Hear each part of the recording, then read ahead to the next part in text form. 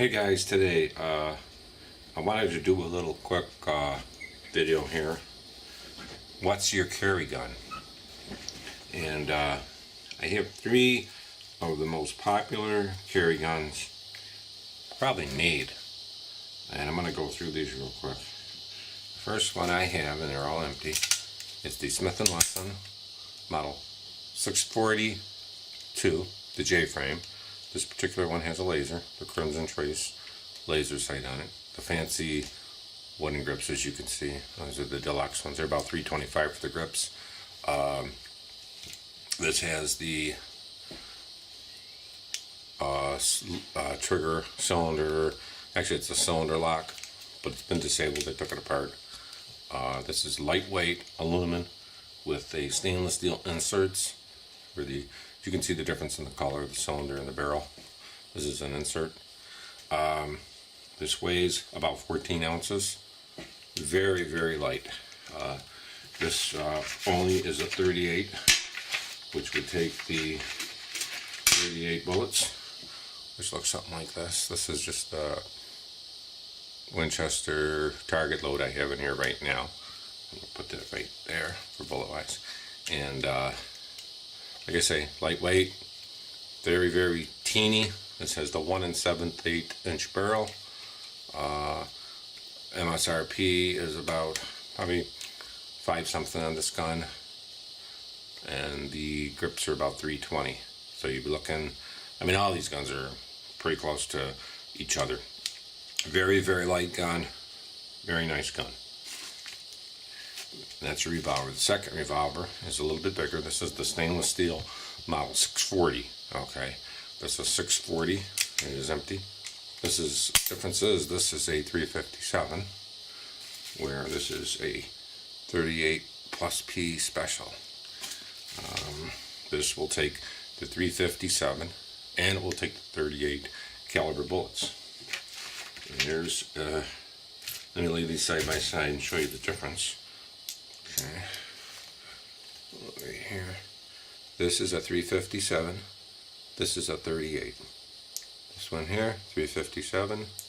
This one here, 38. It will take either of these, plus P or a 357. Just 2 bolts there. Hammerless. This also is hammerless, which means you can, it's going to show you empty. You can fire this from a pocket. This one also is hammerless. So you can, and actually if I'm firing both of these, pretty much have the same trigger pull. This is stainless steel. This one here has the rubber Pacmar grips on here, Smith & Wesson Pacmar grips. I do have another Crimson Traces coming for this. Like I say, has your standard sight picture here. This is about 23 ounces, this gun. Like I say, and this has the standard sight picture too, and this is 14 ounces. Pretty standard weapon. I like the standard steel revolvers because they actually seems like a little more durable, and they have a little bit more weight. And specifications on them, like I say, are pretty close to it. But these probably are the 2 smallest Smith & Wessons that they actually make of the particular 38s. Now, let's go with the next one is, and this is a 45 caliber automatic. This is the PM45. PM45 automatic 5-shot, has a laser. This has the stainless steel slide, polymer base. This particular one takes the 45 caliber bullet. So line them all up so you can get just an idea of what we're looking at here. Okay, that's 45, that's 38, that's 357. And we'll just lay those. Something like that is fine.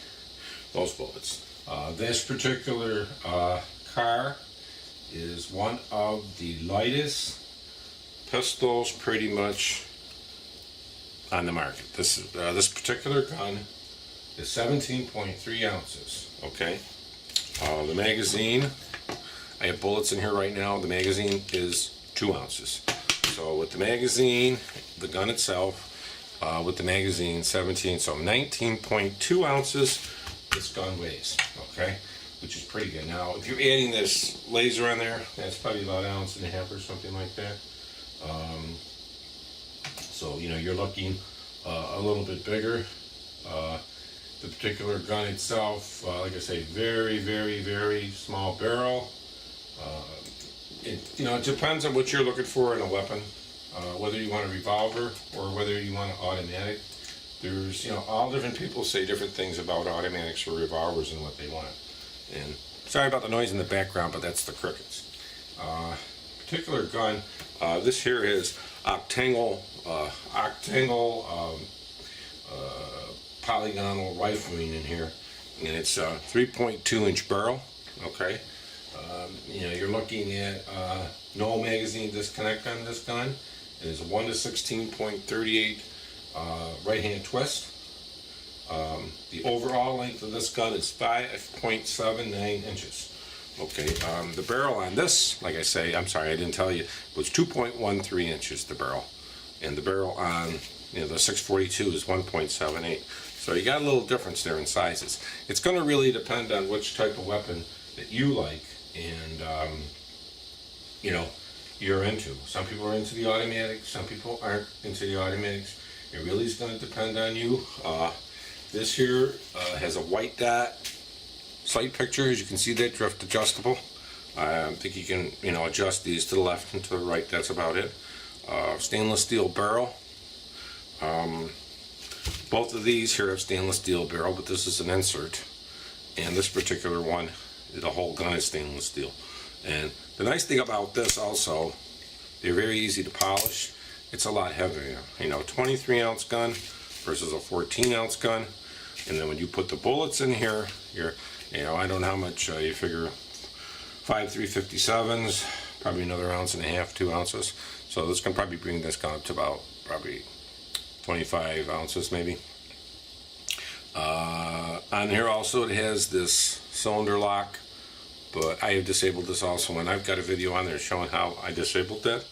But that's pretty much, you know, the comparison. All three of these, any of them are good weapons to use to protect yourself with.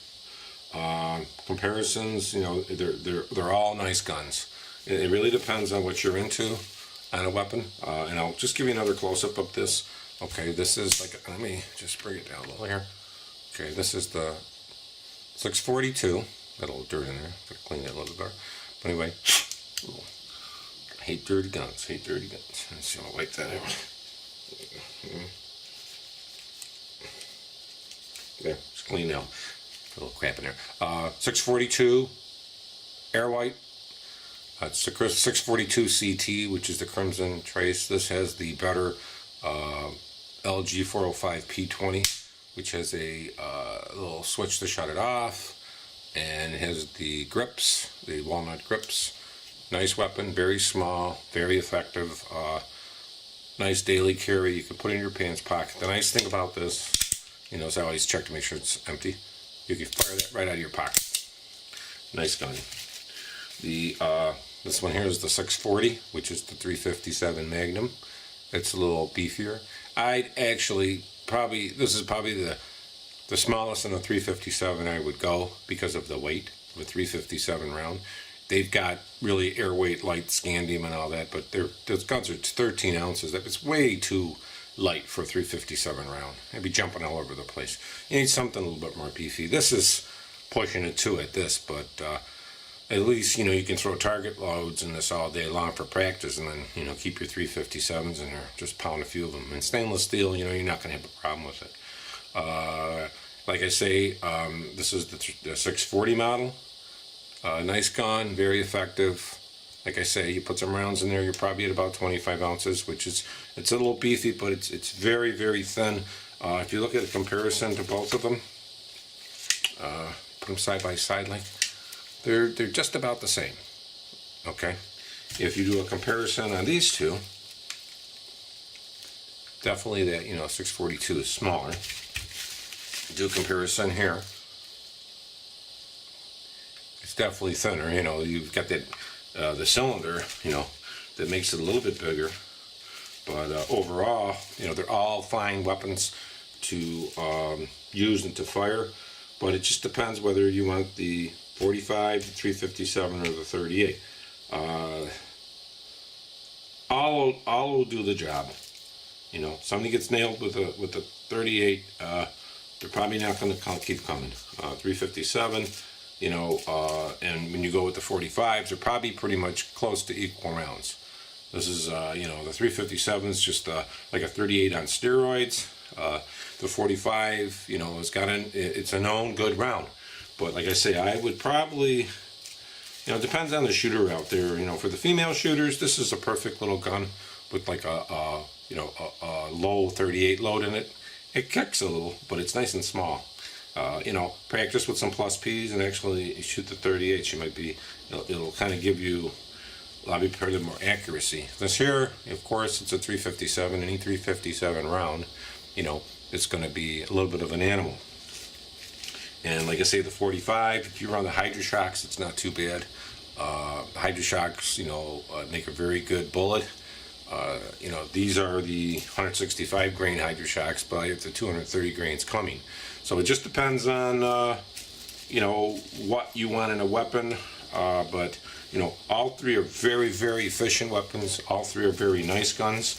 Let me go into the prices of them. The Kahr, you're probably going to be looking, depending on where you buy it, whether you buy it used or new. You're looking at MSRP on this gun is probably about $855, and that's without the sights. With the laser sights, you're probably looking at about $950. Okay, you don't have to get it with the sights. It's a nice thing to do, but that's where you look. It's 5 rounds. Comes with 2 5-round magazines. These are stainless steel also. The Model 642, you're looking over 5, probably like $550 or something like that. With the Crimson Trace, these are the more expensive ones. They're about $320 on that, so you're looking probably in the 9 range, probably pretty close to it. And this gun with these grips. Now, if you don't get these grips, you could save a lot of money. They get the cheaper laser grips, which are probably about $150. Then they got these, which are like $320. So it just depends on what you want to spend on that. The 640, I don't have the laser grips on them. I got it coming. But the 640, you're looking pretty close to about, with tax and everything of this gun's probably about $7. Okay. When you add the grips, 8, 9, 10. You're at $1,000. Smiths are always been expensive. They always will be expensive. They're very well made guns. They're high performance. You know, I like revolvers. You can throw them in the mud. You know, you're not going to have any problems. Sometimes automatics, you have spring issues, and with these barrels, on the smaller ones, are angled. Let's see if I can show you in here the barrel angle on this. Let's see here. If you look into this here, the barrel angle on that, see how steep that is? The feed ramp in there, can you see the feed ramp? That's pretty steep in there. And that feed ramp being that steep on this gun, the bullet, when it goes up into the feed ramp like this, figure this is the feed ramp, it goes up. Sometimes, you know, depending what rounds you use, you can get a, you know, a stovepipe, not stovepipe, a failure to feed up in there and it can jam. I haven't really got it with the Kahr if you use good ammunition. Some of the tall ammo, I have had that. But, you know, I tend to find out, you know, Hydra-Shocks or any, like Winchester Ranger Ts or any kind of good commercial ammunition, I haven't had any problems with you know, the 45. But it's going to depend on what, you know, what you like and what you want. But these are like, you know, really the 3 smallest guns you can get for carry, without sacrificing quality and actually size, you know, of capacity. You know, these are both 5 shots. This is a 5 shot. This one here, you'll get one more, because what you can do is you can load this with 1 in the chamber and then load your magazine with 5 and put it, so you got 6. And I think they make actually a 7-round magazine for that. It just depends. You know, I've always tend to say, you know, 5 is fine. For the one time you do pull it in your life, you get 5 shots. 357 is nice because, you know, that's a potent man stopper. But any gun you get, just make sure you practice with it and you become efficient. And if you practice with it and you're efficient, then you should have no problem defending yourself and stopping any threat that does kind of come your way. But I wanted to show you these 3 weapons. I know I have a lot of small arms videos, but you know, these are, you know, good choices for anybody that's deciding to get a carry gun, whether it's women. You know, these are perfect for women in the purse, just a second gun. You know, they'll do the job. You know, they'll do the job. And just remember, any gun's better than no gun. If you can only afford a 22, you know, that's fine. You know, a 380, it doesn't have to be these higher quality guns. Cheaper ones are fine too. But I just wanted to show you that, and I hope the video was educational. And if anybody has any feedback or comments, please feel free to comment on my video, because other people probably have the same questions as you.